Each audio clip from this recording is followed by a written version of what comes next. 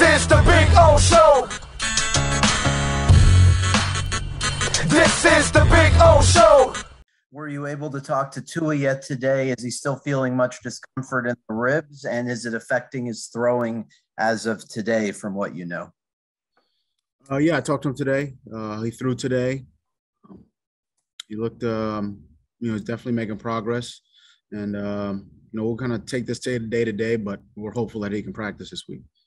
Great. And then one other quick thing just on how Liam and Austin played in their new positions after watching the tape. Your thoughts on that? Well, overall as a team, obviously, we're disappointed, but just specific to those two players, I thought they did some good things, some things we can, try to build on. But, certainly some things that they can do better. But I thought, the both of them on that left side, did some good things. Thanks, Brian.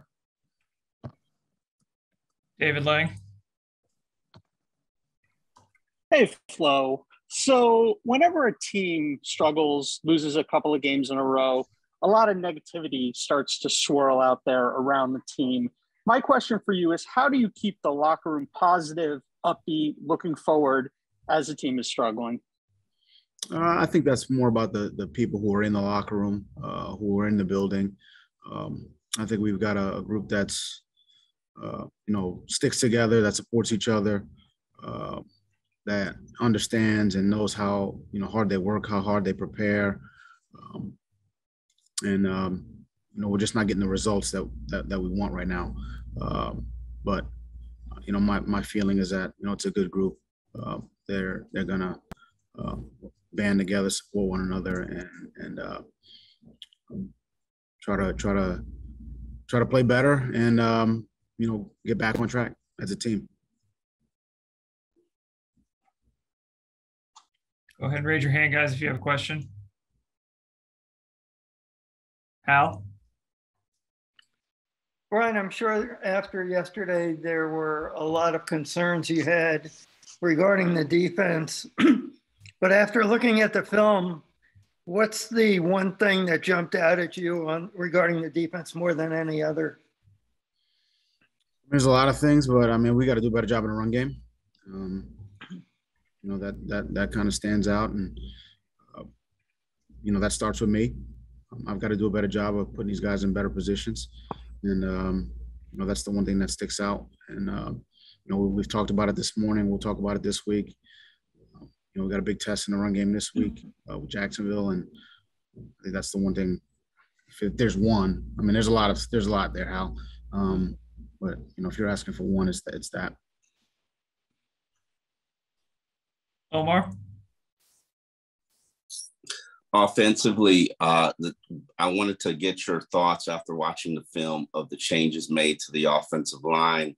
Was it look like something that could be long-term, or was this just a patch situation in terms of trying to fix the leaks? How do you view what's going on with your offensive line right now? Yeah, I see this as, potentially long-term. I think Liam at left and Austin over there inside of guard. I think that's something that, we'll probably stay with for the foreseeable future.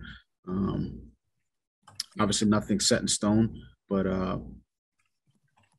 like some of the things we saw in practice last week and then in the game, I think, we can try to build from there. Barry?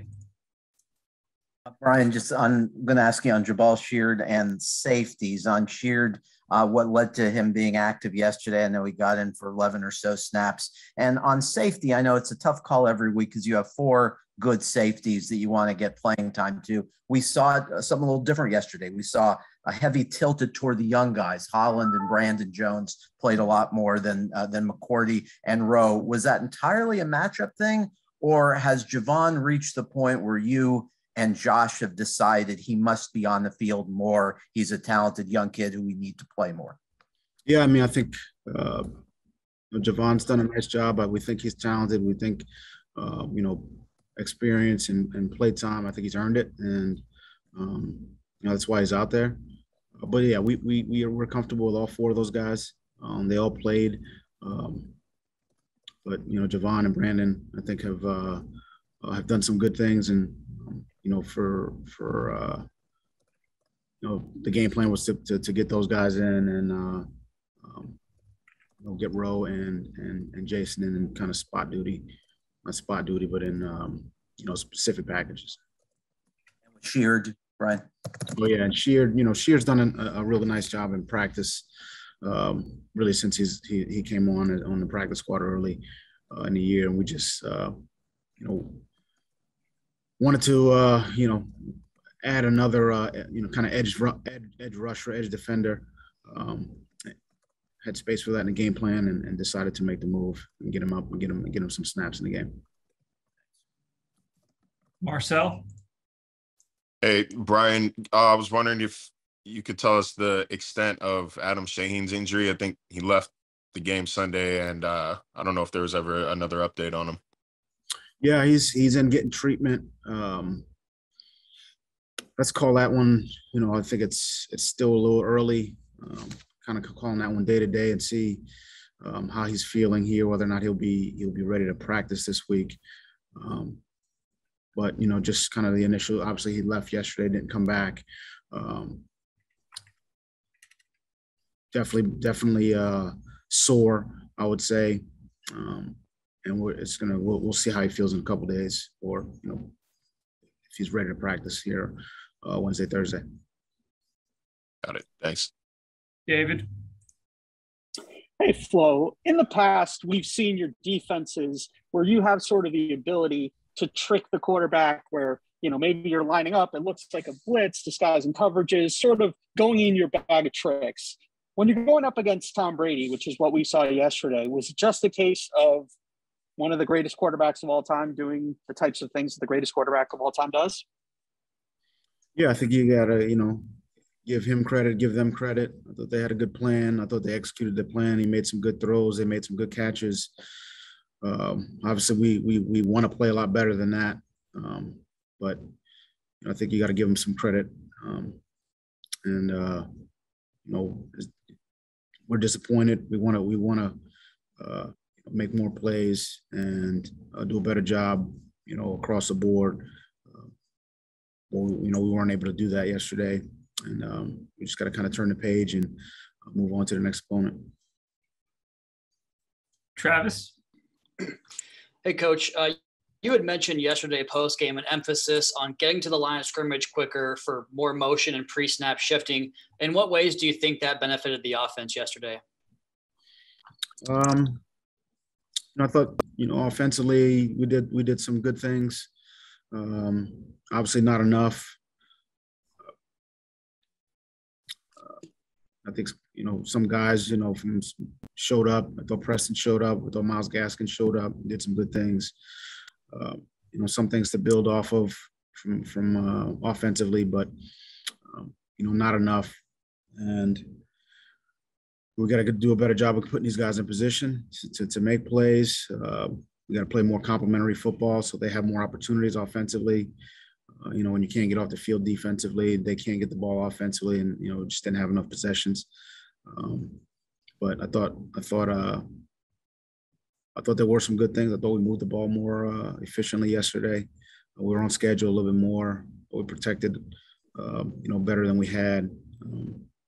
Some things to build off of, but we certainly need to be better. Omar. I wanted to ask you, obviously this is the week that Tua is going to be back on the practice field. I know you don't have a green light in terms of how he's going to look, but what are the things that you're looking for from him to let you know that he's ready to return to the football field? Well, I saw him today, and he's making a lot of improvement. So what we'll need to see is, see him move around, see him throw the ball, see him make, throws on the run, see the deep ball, I mean, the one thing we won't see is, real and true contact on the quarterback. There's obviously going to be some from a pain tolerance standpoint, some things he's going to have to, push through, which I'm sure he will. Yeah, I mean, that's what we're looking for. Just him to go through a normal practice, make all the throws, and go through a 2-hour practice. Hal? Keeping on the quarterback theme, two questions for you.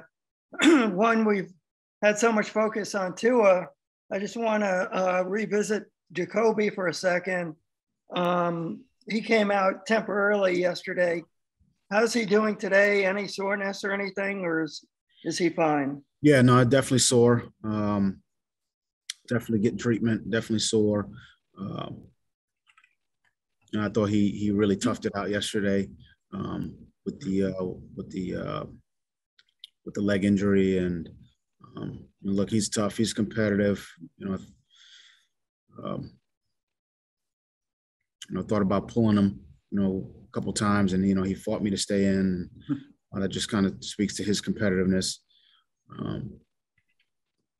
So we'll see how that goes this week, but he's definitely sore. The second thing, does the fact that you're going to London in any way affect the possible move back to Tua? Does that complicate things in terms of how much time you have to work Tua back in, or is that totally a non-factor, the travel distance part of it? I mean, I don't think so. I think, we'll see how it goes in practice with both guys. I mean, obviously, like we just mentioned, Jacoby's dealing with something as well. But no, I don't think so. I mean, if he's, we'll see how it goes. We'll see how it goes with both guys. We'll see how it goes with Tua. But I would say he's doing everything. He's moving in the right direction, Tua, I would say, based on what I saw today.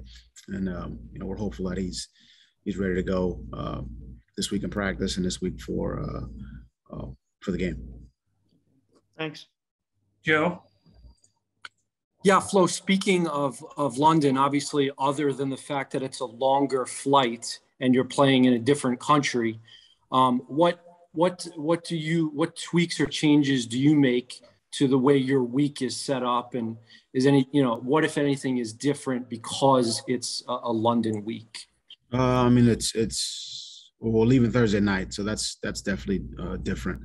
Or Thursday evening. We'll get there Friday in the morning, and so that is all very different. So our practice schedule, basically bumping it up a day.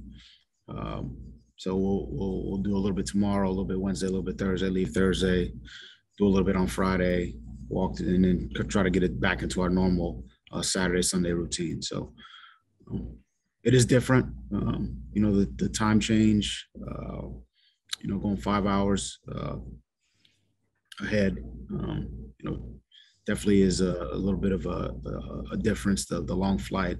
So some things will definitely be different for us this week. But they're also different for Jacksonville. So that's just what it is, and we'll make the best of it, and do a good job with our preparation and go out there and try to play a good football game.